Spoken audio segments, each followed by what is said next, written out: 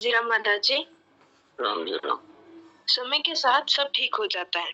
प्रेम अनंत रस के प्रतीक है और अनंत की प्रियता अनंत है। प्रभु ही मेरे हैं, इस बात पर विश्वास करना चाहिए, यह हमारी आस्था है। भगवान की महिमा सुनने से श्रद्धा होती है और महिमा सुनने से विश्वास दृढ़ होता है। मनुष्य सबसे ज्यादा अपने आप से प्रेम करता है। परमात्मा के साथ प्रियता हमारे साथ स्वतः है, पर हमारी प्रियता संसार में बांटने के कारण परमात्मा के साथ जो प्रियता थी वह छुप चुकी है। शांत होने से हमारा अनुभव होता है। नारायण नारायण। नारायण। रंजन सुनाओ तुम। नारायण नारायण। नारायण नारायण। बच्चों को सत्संग में लाने से भगवान आपसे प्रसन्न होते हैं और आपको भक्ति प्रदान करते हैं। लालच बुरी बला है, प्रेम अनंत रस का प्रतीक है। भगवान से उनकी प्रियता, आत्मीयता और महिमा मांगो। भगवान पर विश्वास ही उनकी प्राप्ति का अचूक साधन है। प्रेम में अपने स्वरूप को पहचानने में, फल रहित होने में कोई अभ्यास की जरूरत ही नहीं है। भगवान है, ये मानना ही आस्था है। भगवान की महिमा सुनते हैं तो श्रद्धा होती है। श्रद्धा होने से विश्वास दृढ़ होता है। फिर मनुष्य परमात्मा के साथ अपनी प्रियता जागृत करता है। वास्तव में हमारे स्वरूप में ही प्रियता छुपी हुई है। मनुष्य भी सबसे अधिक स्वयं से प्रेम करता है, तो परमात्मा के साथ प्रियता तो हमारी स्वतः सिद्ध है, पर हम अपनी प्रियता को बांट देते हैं संसार में। भगवान के साथ हमारी प्रियता, एकता मिट नहीं सकती, वो छुप जाती है, क्योंकि हमारी प्रियता संसार के लोग, परिस्थिति, भोगों में हो जाती है। उन पर विश्वास से ही परमात्मा को पा सकते हैं। शांत होने से हमें अपने स्वरूप का अनुभव होता है। नारायण नारायण नारायण नारायण। वाह, बहुत अच्छा। दोनों ने बहुत अच्छी अच्छी बातें बताई। संतोष भाई क्या बोलना चाहते हैं? अभी मैं आपको अनम्यूट करता हूँ। हाँ बोलिए। राम राम जी सा प्रणाम। राम राम। राम राम जी सा प्रणाम। कहानी सुनाए हम? हाँ सुनाइए। हाँ, एक मिनट जैसा।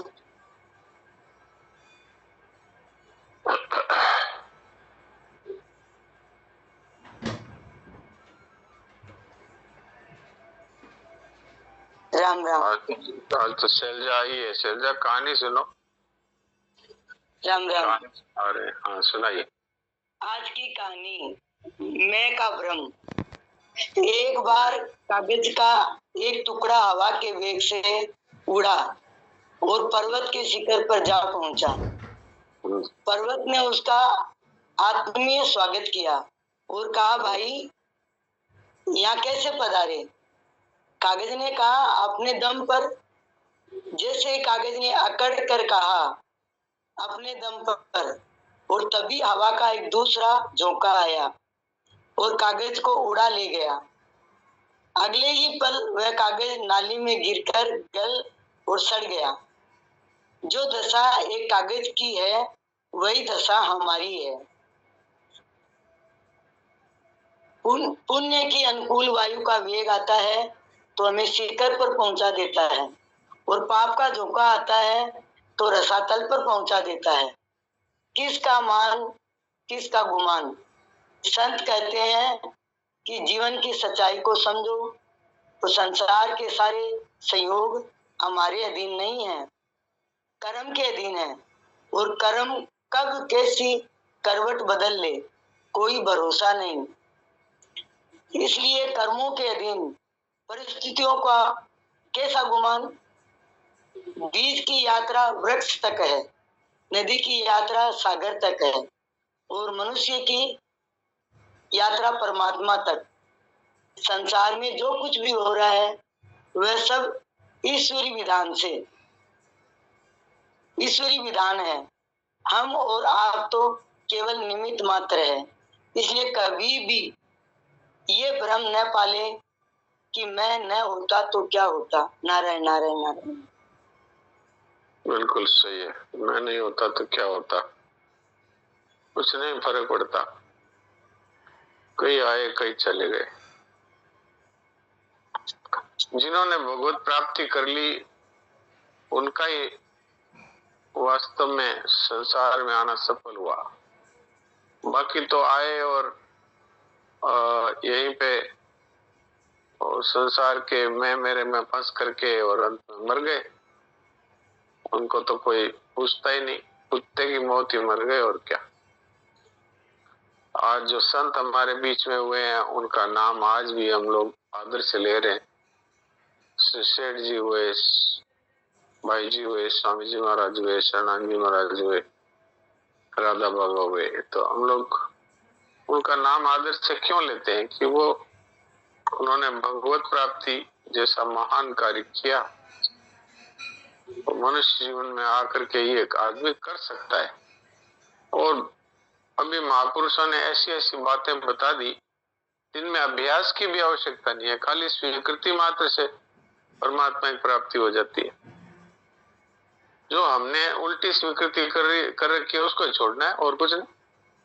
हमने संसार, शरीर और परिवार और इन सबको अपना मान रखा है। अरे भाई अंदर से तो इनको भगवान के सौंप दो, बस ऊपर से सेवा करो, बोलो, काम करो, सब करो। और अपने अंदर ये भाव एक बार ही तो स्वीकार करना है, हे प्रभु ये सब आपका है, बस। अब वो उनको जैसा चाहे वैसा रखे, इस शरीर को चाहे जैसा रखे, चाहे जब ले जाए, चाहे जब रखे, चाहे जैसा रखे, स्वस्थ रखे, बीमार रखे। अगर हम भगवान को समर्पित कर देते हैं तो सारी जिम्मेवारी भगवान संभाल लेते हैं। इतनी सी बात है। चाहे आप शरणागति को स्वीकार कर लो, हे प्रभु मैं आपकी शरण हूँ, ये जो कुछ भी मैंने आज तक मेरा मान रखा था सब आपका। इतनी तो बात है। इतने में आप उतर गए। अब इतना भी अपन नहीं कर सकते तो भगवान भी क्या करे बेचारे। उन्होंने तो मनुष्य शरीर दे दिया और ऐसी सत्संग भी दे दी जिसमें ये बातें हमें मिल रही है। अरे इसमें कठिनता हो वो प्रश्न करना चाहिए। अगर इसमें कोई कठिनता लगे तो वो प्रश्न करके सुलझा लेना चाहिए। तीनों योगों में कोई कठिनता नहीं। सबसे पहला है सेवा, तो भाई सेवा करो और कुछ मत चाहो, हो गया पूरा कर्मयोग। इतना सरल और इतना संक्षेप में कहीं मिलेगा नहीं। नहीं तो आपको कितने कितने साधन बताए जाएंगे, कितने वर्षों करना पड़ेगा और कितना जंजाल है। ये कुछ नहीं, सबकी सेवा कर दो, बदले में कुछ मत चाहो, आपका कर्मयोग सिद्ध हो गया। और ममता और कामना छोड़ दो, आपका ज्ञान योग सिद्ध हो गया। तो इसमें भी और सरल है, खाली ममता छोड़ दो, कामना छोड़ने की ताकत आ जाएगी। और मैं अपने आप ही मिट जाएगा, अपने आप ही, कुछ नहीं करना। खाली मेरा कुछ नहीं है, बस इतना कर लो, इससे आगे मुझे कुछ नहीं चाहिए और मैं कुछ नहीं हूं, ये स्वतः होगा। अब इसमें भी कोई अभ्यास नहीं है, स्वीकृति मात्र है। आज तक हमने स्वीकार कर रखा है शरीर मेरा है, ये परिवार मेरा है, और ये है झूठ। झूठ इसलिए है कि आज शरीर है और अभी थोड़ी देर बाद नहीं है। अरे एक न एक दिन हमें ये अनुभव होगा कि नहीं कि ये शरीर अब छूट गया, होगा कि नहीं? शरीर छूट रहा है, अनुभव होगा। आज भी अगर हम ज्ञान नेत्र खोल कर देखें तो आज भी तो शरीर हमको छोड़ ही रहा है। आप देखिए, बचपन को आपने छोड़ा क्या? वो छूट गया। तो छूट गया इसका मतलब है वो प्रतिक्षण ही तो छूटा, तो प्रतिक्षण अभी भी छूट रहा है। इसको स्वीकार करने में कहां जोर आता है? वो एक दिन इसका छूटना पूरा हो जाएगा। तो क्या इतनी सी बात हम समझ नहीं सकते? समझ सकते हैं अगर समझना चाहे तो। नहीं समझना चाहे तो बोले अनेक जन्म बीत गए, अनंत जन्म बीत गया, वो कितने और बीत जाएंगे पता नहीं। और ये मनुष्य जीवन में तो मौका है समझने का। बाद में कुत्ता गधा घोड़ा और चूहा बिल्ली कॉकरोच बन गए तो वहां तो समझने का मौका ही नहीं है। फिर वहां तो खाली बस भटकते ही रहो। लग 84 युगता बीत जाए जुग 4, लाखों लाखों वर्षों का एक एक युग है। और कितनी योनियां, उनमें कोई समझने का मौका ही नहीं। अभी समझने का मौका मिला है तो हम लोग किस में लगे हुए हैं देख लो, अपना अपना अध्ययन कर लो। कौन कौन ऐसी बातें बताएगा? ये तो संतों की कृपा है जो ये बातें अपने को मिल रही है। कौन बताएगा? किसको जरूरत है? करना क्या? देखिए, आज तक बड़े बड़े ग्रंथ लिख दिए, बहुत बहुत बड़ी बड़ी प्रक्रियाएं लिख दी, ये करो ये करो ये करो, इसके बाद ये होगा, इसके बाद ये होगा, इसके बाद ये होगा, ऐसे कर दिया, जाल फैला दिया पूरा। और हमारे संत महात्माओं ने क्या कहा? भैया अभी स्वीकार करो और अभी मुक्त हो जाओ। बोलो। अच्छा, सबसे सरल है कि हमसे भाई न कर्मयोग होता है, न ममता छूटती है, न कामना छूटती है। सबसे, हे प्रभु मैं आपकी शरण हूं, बस हो गया, कुछ नहीं करना। बस इसके बाद थूकर चाटना नहीं वापस। अब फिर बेटे की शरण और धन की शरण और मकान की शरण और जमीन की शरण और पेंशन की शरण और किराए की शरण, ये मत करो। बस एक ही बात, मैं आपकी शरण हूं। अब आप जैसे चाहे रखो, जिसको चाहे रखो और जब तक चाहे रखो। अरे भाई, जब हम भगवान के शरण हो गए तो अब अपना जिसका मेरा कुछ होता है वो शरण हो सकता है क्या? तो वो तो सब कुछ आपके चरणों में समर्पित। ये लो, हो गया काम। अब कौन सा ऐसा मार्ग है जो कठिन है? कोई भी प्रश्न करे, मैंने तो तीनों बातें आपकी सेवा में रख दी। मैं मानूं तो मेरा कल्याण है, आप मानो तो आपका कल्याण है। और मैं भी खाली उपदेश करता रहूं और खुद मानो ही नहीं तो क्या होगा? कुछ नहीं।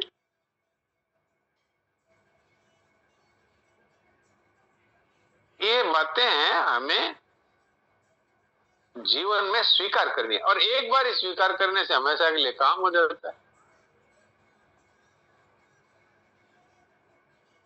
हाँ, फिर ये नहीं हो कि एक बार हमने कह दिया प्रभु सब आपका है, मैं भी आपका हूं, और फिर मेरा है करने लग गए, तब तो फिर भगवान भी हंसते हैं कि इसकी बातों का कोई भरोसा ही नहीं। इसने मुझे समर्पित किया और अब कह रहा है मेरा। जैसे अर्जुन ने पहले तो कहा मैं आपका शिष्य हूं, और फिर थोड़ी देर में कह दिया युद्ध तो नहीं करूंगा। भगवान हंसने लगे। ये कैसी शरण है भाई? शरणागत को ये बोलने का अधिकार नहीं है अब ये करूंगा और ये नहीं करूंगा। मैं तो आपकी शरण हो गया, आप जो कहोगे वैसा करूंगा। अब भगवान भी कहां पीछा छोड़ने वाले थे। दूसरे अध्याय से लेकर 18 अध्याय कहे, और अंत में जब उसने कहा करी से वचनम तब भगवान ने कहा अब ठीक है, अब बोलने की जरूरत नहीं है। फिर गीता वही समाप्त हो गई। भगवान तो इतना ही सुनना चाहते हैं ना, जैसा आप कहेंगे वैसा करूंगा, बस भगवान प्रसन्न हो गए। उसने कौन सी तपस्या करी? भगवान पीछे पड़े रहे, जब तक उसने नहीं कहा कि आप कहो वैसा करूंगा तब तक भगवान ने छोड़ा नहीं। एक के बाद एक अध्याय बोलते गए। तो ये भगवान जो चाहते हैं वो हम कहते हैं पहले ही।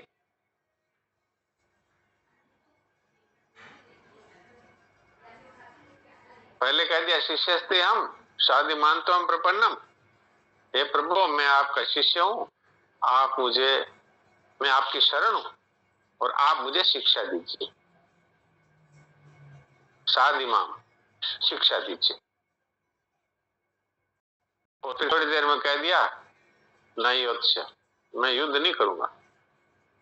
भगवान ने फिर हंसना शुरू किया। आप दूसरा अध्याय का 11वां श्लोक देखो। उसमें भगवान ने कहा असोचानन सोच संग प्रज्ञावादांश भाष्य गता सुन गता नानु सोचनते पंडिता। अरे भैया तू बातें तो ऐसी पंडिताई की सी कर रहा है, लेकिन बातें ये बोल रहा है, कर कुछ और ही रहा है। अभी कह रहा है कि आपकी शरणु शिक्षा दीजिए, अभी कह रहा है कि मैं युद्ध नहीं करूंगा। तो भगवान है वो ये देखते हैं कि ये आरती में गाता है तेरा तेरे अर्पण क्या लागे मेरा, और जब मैं इसकी कोई वस्तु को उठा लेता हूं तो हाय मेरा चला गया, हाय मेरा चला गया। भगवान भी हंसते हैं कि देखो ये कैसा समर्पण है, ये तो रोज आरती में गाता है तेरा तेरे अर्पण क्या लागे मेरा, और आज ये जो मैंने थोड़ा सा ही कुछ इधर उधर किया इतने में रोना बैठ गया। इसी बात का जन्म मरण है। स्वीकार करो ईमानदारी से कि प्रभु सब कुछ आपका है। उसके बाद में फिर क्या चिंता है? कुछ नहीं। एक बार शरण होने के बाद न मुक्ति की चिंता है, न कोई पुण्य की चिंता है, न कोई पाप की चिंता है। वो पाप तो करेगा ही नहीं जो भगवान की शरण हो गया, और पुण्यों का भोगना है उसके लिए ये पाप पुण्य भोगने के लिए मनुष्य जीवन जितना बचा है वो प्रारब्ध के रूप में आता रहेगा। और भगवान तो ऐसे हैं कि वो सारे कर्मों को भस्म कर देते हैं, उसके प्रारब्ध भी नया बन जाता है। भगवान कहते हैं जो मेरी भक्ति करता है उसके मैं सारे पाप माफ कर देता हूं। तो भगवान ने प्रतिज्ञा करी, बड़े से बड़ा दुराचारी यदि ये कह दे हे प्रभु अब मैं दुराचार नहीं करूंगा, भगवान कहते हैं उसको साधु मान लो। मान कैसे ले? आप तो खुद ही तो कह रहे हो बड़ा से बड़ा दुराचारी है। अरे बोले उसने पक्का निश्चय कर लिया, सम्यक विवेचित तो इसे उसने पक्का निश्चय कर लिया, अब नहीं करेगा। तो मैं कहता हूं साधु मान लो। ये बात है। कितने भगवान हैं जो हमारे पक्ष में खड़े हो जाते हैं। संसार में है कोई ऐसा? तो 10 वर्ष पहले किसी ने चोरी करी, आज तक भी उसको चोरी समझ रहे हैं, और उस बेचारे ने गंगा जी में जाके और ये अंजलि में लेके कह दिया अब किसी का एक पैसा भी नहीं चुराऊंगा, पर कोई मानने को तैयार नहीं है। एक भगवान ही है जो इस बात को स्वीकार कर कि ठीक है चोरी हो गई, इसने करी, गलती हो गई, अब ये कह दिया अब नहीं करूंगा। भगवान उसको साधु मान लेते हैं, दूसरों को भी कहते हैं इसको साधु मानो। कितनी भगवान की एक दया है, कितनी कृपा है। ऐसे भगवान को छोड़ करके हम इधर उधर भटकते रहे तो भटकते रहो। ये मनुष्य जीवन चला गया तो बस फिर हाथ कुछ नहीं आएगा, फिर तो भोग योनियां तैयार है। आपने जो पाप पुण्य किए हैं अनादिकाल से उनको भोगते रहो, फिर ये मौका नहीं मिलेगा समझने का, विवेक का, कुछ नहीं। ये मनुष्य जीवन ऐसा है जिसमें इस बात को समझ सकते हैं और जीवन में उतार सकते हैं, और अभी अभी सब चिंताओं से मुक्त हो सकते हैं, अभी अभी आनंद में रह सकते हैं, जीवन में नीरसता का नाश हो सकता है अभी अभी। मुझे तो कई लोग कहते हैं मेरे को बहुत डिप्रेशन रहता है, तो अब मैं उनको क्या समझाऊं? वो तो दवाई लेने आते हैं उनको तो दवाई लिख दो, सच्ची दवाई है वो, अगर समझ ले तो डिप्रेशन, पागलपन, सब चीज समाप्त हो जाए, ऐसी दवाई है सत्संग। तो महाराज जी के पास एक महिला आई थी, कई साल पहले की बात है, 20 वर्ष 15 वर्ष 20 वर्ष पहले। महाराज मेरे को नींद नहीं आती है, गोलियां डॉक्टर देते हैं पर नींद नहीं आती है। महाराज जी ने कहा कि अरे सत्संग करो। वो सत्संग में जाकर बैठ गई और वो वहीं सो गई। अब सत्संग तो ऐसी घुट्टी है, उसमें बड़ों बड़ों को नींद आ जाती है उसने कहा महाराज आज तो मेरे को नींद आ गई। बात क्या है, यहाँ संतों का प्रभाव है कि वहां पर चिंता, भय, शोक, जलन पास में नहीं आ सकती, और सत्संग की बातों को यदि स्वीकार कर ले तब तो वो खुद संत बन जाए, दूसरों को उसके पास बैठने से शांति मिले। ऐसी बातें हैं भाई।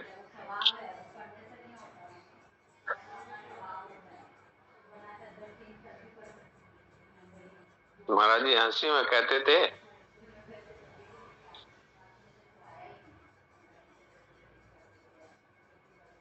मैं तो पूरब देश को पूरबियो, हमारी बोली लखे न कोई। हमारी बोली वो लखे जो धर पूरबलो होए। संत जो बातें कहते हैं ना, वो संसारी लोगों को समझ में नहीं आती। वो क्या बोल रहे हैं, क्या बोल रहे हैं। ये कोई ममता छूटती है, कोई कामना छूटती है, ये यूं ही है, ये मोटा है, यूं ही करे, मारा ही रोटा खावे, मानी उल्टा सीधा ज्ञान बतावे। तो वो कहते थे, मैं तो पूर्वियो पूर्व देश को मारी बोली लखे न कोई। मारी बोली वो लखे जो दर पूर्व लोए, जो हमारी कैटेगरी का आदमी है, जिसको सत्संग मिली हुई है और जो सत्संग की बातों को जिसने स्वीकार किया, वो मेरी बातों को समझेगा। महाराज जी ये बात कहते, तो ऐसी बात है।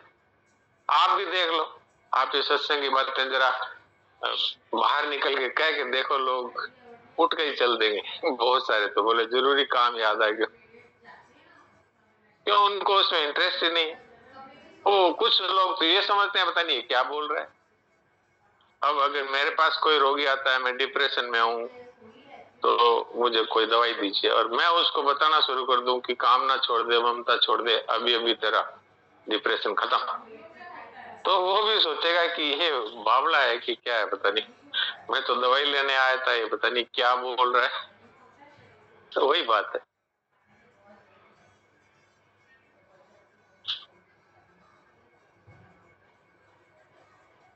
अब मैं कमरे में बंद होकर ये सत्संग कर रहा हूँ, यहाँ से बाहर मुझे कोई इस विषय में जानता ही नहीं। ये एक नई जगह है, नया अस्पताल है, थोड़े समय से मैं यहाँ हूँ, पर मेरे को इस रूप में कोई नहीं जानता। ये अभी बंद है, कमरा ताला लगा हुआ है, मैं अकेला ही बैठा। बाहर निकलते हैं तो स्टेथोस्कोप गले में डाल करके निकलते हैं, वो सब लोग डॉक्टर साहब समझते हैं, हाथ जोड़ते हैं और अपना दवाई लिखवा लेते हैं, बस। अब मेरे पास इससे बढ़िया दवाई है, ये बात लोग जानते नहीं, और किसी को मैं समझाऊं तो कोई समझने को तैयार नहीं, तो मैं क्यों समझाऊं।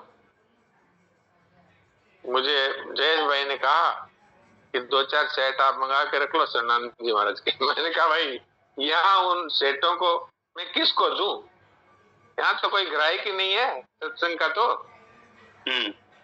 यहाँ तो सब कुसंग के ग्राहक हैं वो। तो ये स्थिति है, बाहर आग लगी हुई है चारों तरफ, तो हम लोग अपने ठंड में आनंद ले रहे, न अंदर आ गए न बाहर आ गए। तो ये मिलता नहीं है, ये सामान कहीं मिलता नहीं, और जिनके पास है उनको जरूरत नहीं है इसका प्रचार भी करने की। अरे भाई प्रचार कहाँ करें, कोई ग्राहक हो वहां तो सामान दिखाओ, जहाँ ग्राहक नहीं हो तो वहां सामान क्या दिखाओ। वो महाराज जी ये कहा करते थे कि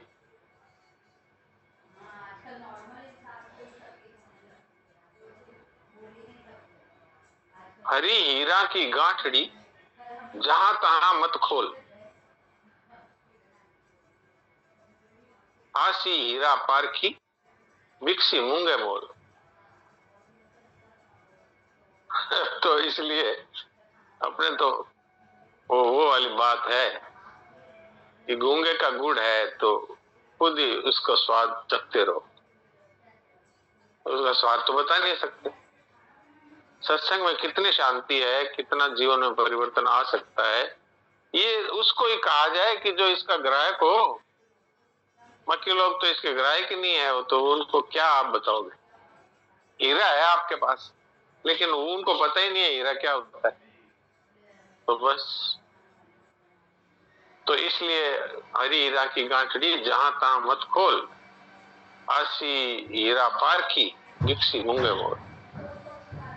जिनको इसकी समझ है ना, वो आनंद लेते हैं इसका। तो और आनंद लेते हैं का मतलब वो तर जाते हैं, जन्म मरण से छूट जाते हैं।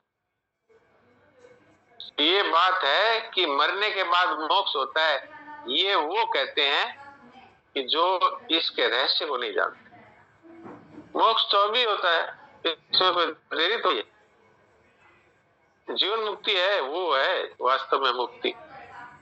जैसे किसी जेल में पड़े हुए कैदी को जेलर आके पूछे कैसे हो, महाराज मैं तो ठीक हूं पर मेरे को अब छोड़ दो आप। वो कह दे मरने के बाद तेरे को छोड़ देंगे। तो मरने के बाद छोड़ दो चाहे यही रखो, ऐसी बात है। तो अपने मरने के बाद मोक्ष की क्यों मन में सोचें, जबकि जीवन मुक्ति अभी हो सकती है। अभी कामना छोड़ दो, अभी मुक्त हो जाओ।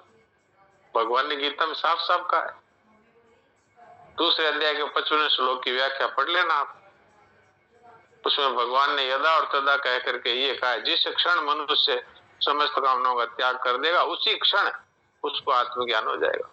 आप पढ़ लेना दूसरे अध्याय का 55वां श्लोक, साधक संजीवनी, उसकी व्याख्या पढ़ लेना। तो ऐसी बात है। अब 2 4 5 मिनट बात कर लेते हैं देवकी जी से।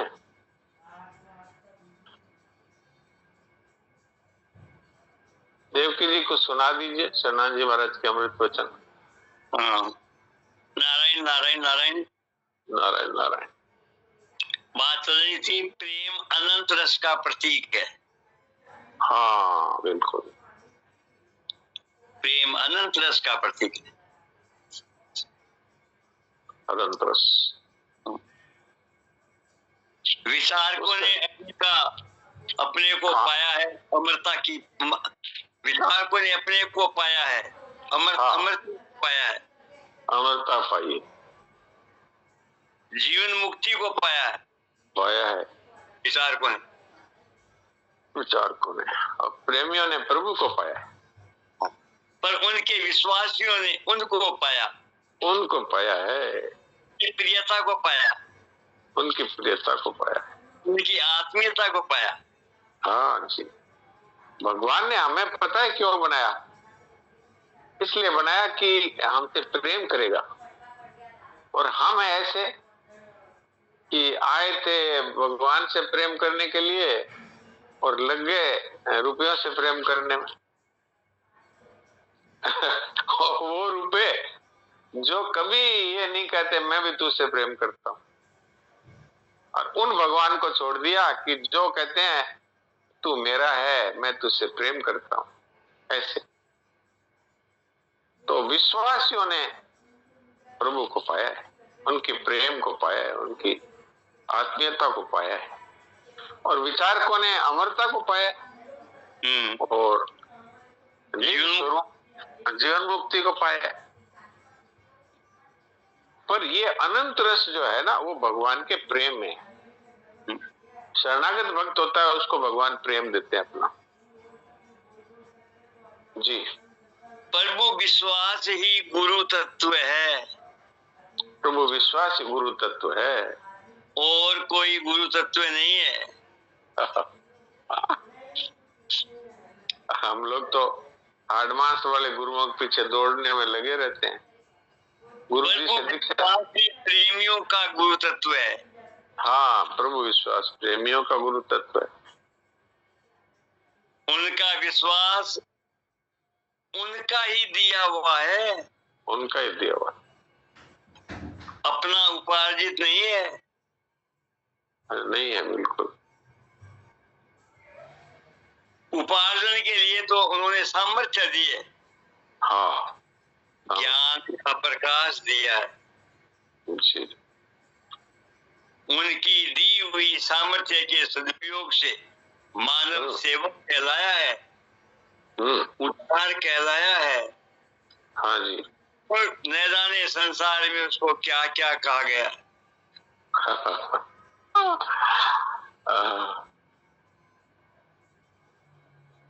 उनको दी हुई जी, उनकी आत्मीयता प्रदान की है, प्रियता प्रदान की।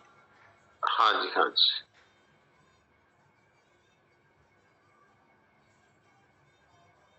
उनकी दी हुई सामर्थ्य से तो हम सेवा कर सकते हैं, और उनकी दी हुई विचार शक्ति से हम अपने आप को जान सकते हैं, और उनके दिए हुए विश्वास से हम उनको प्रेम कर सकते हैं। प्रेम करने में विश्वास ही एकमात्र चीज है। अब भगवान को हम जान थोड़ी सकते हैं, और संतों ने कहा है भगवान है, और शास्त्रों ने कहा भगवान है, तो उनकी बात मान करके अगर हम स्वीकार कर लें कि प्रभु हैं, और फिर उनकी महिमा को स्वीकार कर लें कि वो सर्वज्ञ हैं, समर्थ हैं, करुणा सागर हैं, भक्त वत्सल हैं, पतित पावन हैं, तो उनकी महिमा को स्वीकार करने से उनमें श्रद्धा हो जाती है, और श्रद्धा से फिर प्रियता हो जाती है। बस इनके सिवा में और क्या चाहिए। तो ये बात है, ये संतों के अमृत वचन है, ये तो कहाँ सुनने को मिलते हैं, ये तो भगवान की असीम कृपा से हम लोगों को मिल रहे हैं। ये सुनने को भी नहीं मिलते हैं, ये बातें अरबों रुपया से भी नहीं मिलती है। अब वो जो खाड़ी प्रदेश में जन्मे हैं, वो ऊंट का मांस खा करके और थोड़े दिनों में रुपए इकट्ठे करके सोने के कमोड पर लेटरिन जा करके और मर जाएंगे, बस जमीन के नीचे चले जाएंगे, और फिर कुत्ता गधा घोड़ा कॉकरोच बन जाएंगे। तो हम पर भगवान की कितनी कृपा है। तो उन प्यारे प्रभु की शरण में रहकर थोड़ी देर के लिए अचिंत्य हो जाएं, कुछ सेकंड समय बचाएं।